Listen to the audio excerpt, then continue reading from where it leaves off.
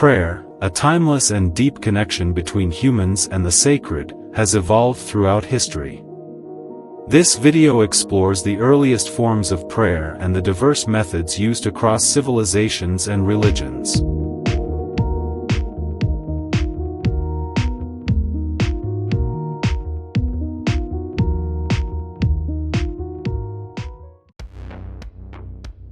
Raising hands in prayer, a common practice among modern Jews, Christians, and Muslims, has roots as a symbolic gesture in the ancient Middle East, dating back to the 3rd millennium BCE.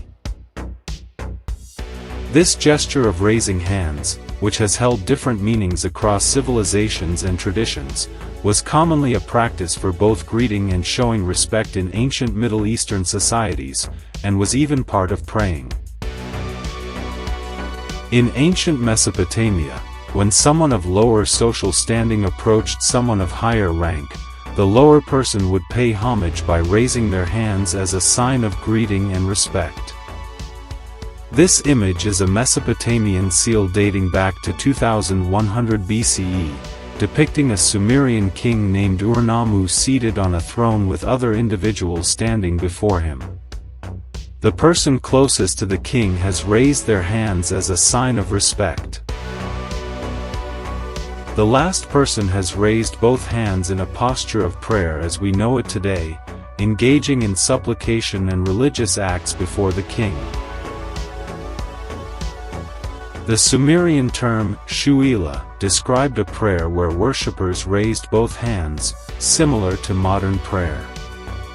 Thus, raising hands in ancient Mesopotamia served as both a gesture of respect and a component of prayer and religious rituals. In Zoroastrianism, prayer is a fundamental part of daily life and includes the recitation of hymns and invocations from the Avesta. Zoroastrians usually pray to fire, a symbol of purity and light.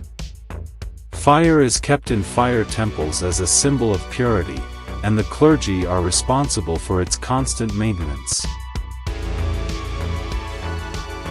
In fire temples, Zoroastrian priests cover their mouths with cloth to maintain the purity of the fire, a practice still common today. This 5th century BCE relief from Turkey depicts two such priests performing their duties in a fire temple with their mouths covered. Jewish prayer, known as tefillah, which literally translates to prayer, but is also related to the Hebrew word for, to judge oneself, is a central practice in Judaism. It's seen as a way to connect with God, reflect, and express gratitude, needs, and praise. This image shows a group of Jews praying at the Western Wall in the Old City of Jerusalem, a deeply sacred site in Judaism, also known as the Wailing Wall. It is customary for Jewish men to cover their heads when praying at this site, usually with a kippah, a small, circular cap. Facing the Western Wall is an important tradition, as it is a remnant of the Second Temple in Jerusalem, the holiest site in Judaism. In ancient Egypt, prayer was performed in a specific way in which the position of the hands played an important role.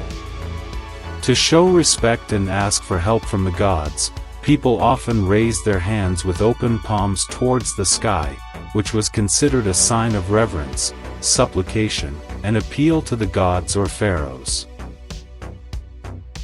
Also, on some occasions, especially when appearing before the pharaoh or in religious ceremonies, the Egyptians raised their hands as a sign of humility and submission.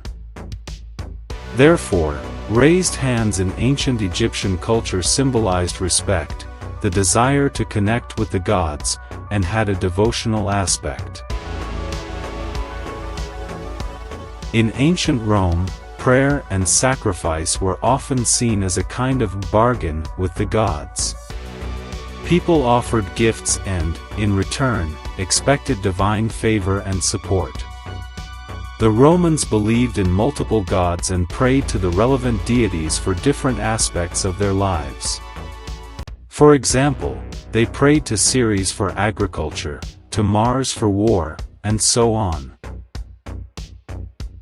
Usually, if the gods did not fulfill their promise, the offered sacrifice would be withheld.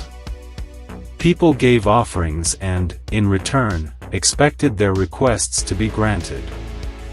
If the desired outcome was not achieved, the Romans would refrain from making further sacrifices. One instance of ceasing sacrifices and offerings occurred after the death of Trajan, because the gods had not preserved the emperor for the expected duration. In Buddhism, the concept of prayer is somewhat different from prayer in religions like Islam, Christianity, or Judaism. Buddhism is generally a non-theistic religion and focuses more on philosophy, mental practices, and practical guidance for achieving freedom from pain and suffering. In Buddhism, hand gestures in prayer and meditation are very important and are called mudras. Each mudra has its own specific meaning and evokes a different state of mind and energy. Among the most well-known mudras that you have probably seen often are the Anjali mudra and the Dhyana mudra. The Anjali mudra is performed by placing the palms together in front of the heart. This posture represents respect, prayer, and unity. The Dhyana mudra is the mudra of meditation and is performed by placing the hands in the lap, usually with the right hand resting on the left and the tips of the thumbs gently touching to form an oval shape. This mudra symbolizes deep concentration and balance.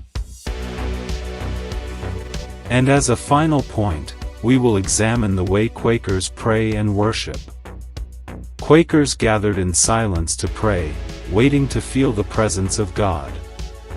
They have no leader or specific prayer book, but rather sit in silence so that anyone who hears the inner call of God may speak. Their belief is that God can speak to each individual in silence, right here and right now.